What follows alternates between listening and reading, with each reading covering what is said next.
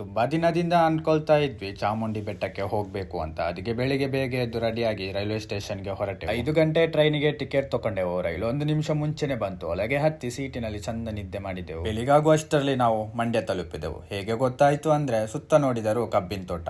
ಹಾಗೆ ಒಂದು ಮಧುರೋಡ ಟೀ ಕುಡಿಯುವಷ್ಟರಲ್ಲಿ ಮೈಸೂರು ತಲುಪಿ ಬಿಟ್ಟೆವು. ಟ್ರೈನಿಂದ ಇಳಿದು ಹೊರಗೆ ಬರುವಾಗ ಫ್ರೆಂಡ್ ಹೇಳಿದ್ದ, ರಿಕ್ಷಾದಲ್ಲಿ ಹೋಗುವ ವ್ಯೂ ಎಲ್ಲ ಚಂದ ಕಾಣ್ತದಂತ. ಹ್ಞೂ ಸರಿ ಅಂತ ಒಂದು ಆಟೋ ಹತ್ತಿದೆವು. ಮೇಲೆ ಹೋಗುವಾಗ ಮೈಸೂರು ಸಿಟಿ ಚಂದ ಕಾಣ್ತಿತ್ತು. ಹಾಗೇನೆ ಸೂರ್ಯನ ಬೆಳಕು ಮುಖಕ್ಕೆ ಸರಿಯಾಗಿ ಹೊಡಿತಿತ್ತು. ಬೆಟ್ಟ ತಲುಪಿದ್ಮೇಲೆ 300 ರೂಪಾಯಿ ಬಾಡಿಗೆ ಅಂದ್ರು. ದುಡ್ಡು ಕೊಟ್ಟು ಮುಖ ನೋಡಿ ಸೀದಾ ಹೊರಟೆವು. ಚಾಮುಂಡಿ ಬೆಟ್ಟಕ್ಕೆ ನಾನು 2ನೇ ಸಲ ಬರ್ತು. ಮಹಿಷಾಸುರನನ್ನು ನೋಡಿ ಹೂ ತಕೊಂಡು ದೇವರ ದರ್ಶನಕ್ಕೆ ಹೊರಟೆವು. ಇವು ನೋಡಿದ್ರೆ ತುಂಬಾನೇ ಉದ್ದ ಇತ್ತು. ಇದೇ ಟೈಮಲ್ಲಿ ನನ್ನ ಫ್ರೆಂಡ್ ಅವ್ನು ಲವ್ ಮಾಡೋ ಹುಡುಗಿ ಅವನಿಗೆ ಸಿಗ್ಲಿ ಅಂತ ಕಂಬಕ್ಕೆ ಬಲೆ ಕಟ್ಟಿ. ಅಂತೂ ಇಂತೂ 3 ಗಂಟೆ ಆದ್ಮೇಲೆ ದೇವರ ದರ್ಶನ ಪಡೆದು ಹೊರಗಡೆ ಬಂದು ಲಡ್ಡು ಪ್ರಸಾದ ತಕೊಂಡೆವು. ಆಮೇಲೆ ಶುರುವಾಯ್ತು ನೋಡಿ ಇವನ ಶಾಪಿಂಗ್. ಹುಡುಗಿಗೋಸ್ಕರ ಜುಮ್ಕಿ ತಕೊಂಡ, ಗೊಂಬೆ ತಕೊಂಡ, ಬ್ಯಾಗ್ ತಕೊಂಡ. ನಾನು ಮಾತ್ರ ಅನ್ನ ಪ್ರಸಾದ ಎಲ್ಲಿ ಕೊಡ್ತಾರಂತ ಹುಡುಕ್ತಾ. ಇಲ್ಲಿ ಬಂದು ನೋಡಿದ್ರೆ ಇಲ್ಲಿ ಕೂಡ ಉದ್ದದ ಲೈನ್ ಇತ್ತು. ಆಮೇಲೆ ಊಟ ಆಗಿ ದೇವಸ್ಥಾನದಿಂದ ಮನೆ ಕಡೆಗೆ ಹೊರಟೆ. ಪುನಃ ರೈಲ್ವೆ ಸ್ಟೇಷನ್ಗೆ ಬಂದು ಬಿಸಿಲಿಗೆ ಒಂದು ಚುಕ್ಕು ಜ್ಯೂಸು ಕುಡಿದು ಟಿಕೆಟ್ ತಕೊಂಡು ಟ್ರೈನ್ ಅಲ್ಲಿ ಕೂತೆವು. ಕೂತ ತಕ್ಷಣ ಟ್ರೈನ್ ಹೊರಟಿತ್ತು. ಆದ್ರೆ ನಮ್ ಟ್ರೈನ್ ಅಲ್ಲ, ಪಕ್ಕದ ಟ್ರೈನು. ಆಮೇಲೆ ನಮ್ ಟ್ರೈನ್ ಹೊರಟು ಮನೆಗೆ ಬಂದು ಚಂದ ನಿದ್ದೆ ಮಾಡಿದೆ.